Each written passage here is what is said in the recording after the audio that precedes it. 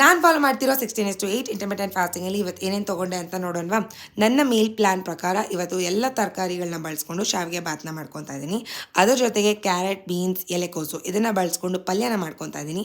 And ಇದ್ರ ಜೊತೆಗೆ ಜೋಳದ ಹಿಟ್ಟನ್ನ ಬಳಸ್ಕೊಂಡು ಅಂಬ್ಲಿನ ಮಾಡ್ಕೊತಾ ಇದ್ದೀನಿ.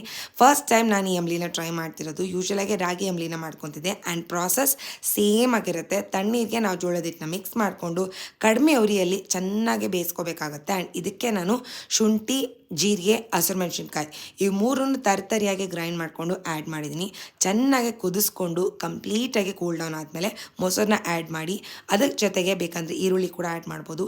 ಟೇಸ್ಟ್ ತುಂಬಾ ಚೆನ್ನಾಗಿರುತ್ತೆ. ಆ್ಯಂಡ್ ಯೂಶ್ವಲಾಗಿ ಈ ಸಮ್ಮರ್ ಟೈಮಲ್ಲಿ ಇಂಟರ್ಮಿಟೆಂಟ್ ಫಾಸ್ಟಿಂಗ್ ಮಾಡೋದ್ರಿಂದ ಒಂದು ಬಿಗ್ ಅಡ್ವಾಂಟೇಜ್ ಅಂತ ಹೇಳ್ಬೋದು. ಯಾಕೆ ಅಂದರೆ ನಮಗೆ ಆಗಾಗ ಹೊಟ್ಟೆ ಹಸಿತಾ ಇರಲ್ಲ, ಬಾಯಾರಿಕೆ ಆಗ್ತಾ ಇರುತ್ತೆ, ಜಾಸ್ತಿ ಲಿಕ್ವಿಡ್ಸ್ ಕುಡಿಬೇಕು ಅನಿಸ್ತಾ ಇರುತ್ತೆ. ಸೊ ಈ ಥರ ಅಂಬ್ಲಿನ ಟ್ರೈ ಮಾಡಿದಾಗ it gives better results. So ಬೇಗ ಬೇಗ ಲಂಚೆಲ್ಲ ಪ್ಯಾಕ್ ಮಾಡಿಕೊಂಡು ಕೆಲಸಕ್ಕೆ ಹೊರಡುವಂಥ ಸಮಯ. ಆದಷ್ಟು ಹೈಡ್ರೇಟೆಡ್ ಆಗಿರೋದಕ್ಕೆ ಪ್ರಯತ್ನ ಪಡಿ.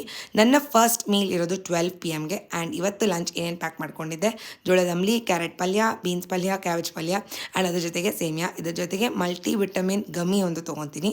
ಆ್ಯಂಡ್ ಸುಮಾರು 3:30 ಆಗಿ ಡ್ರೈ ಫ್ರೂಟ್ಸ್ನ ತೊಗೊಂಡೆ. ಆ್ಯಂಡ್ ಮನೆಗೆ ಬಂದು ಸಣ್ಣ ಪುಟ್ಟ ಕೆಲಸಗಳನ್ನೆಲ್ಲ ಮುಗಿಸ್ಕೊಂಡು ಪಲ್ಯನ ಜಾಸ್ತಿ ಮಾಡ್ಕೊಂಡಿದ್ದೆ. ಅದನ್ನೇ ಸಾಯಂಕಾಲಕ್ಕೆ ಸ್ವಲ್ಪ ತಿಂದು ಅಟ್ 10:30 ಗ್ರೀನ್ ಟೀ.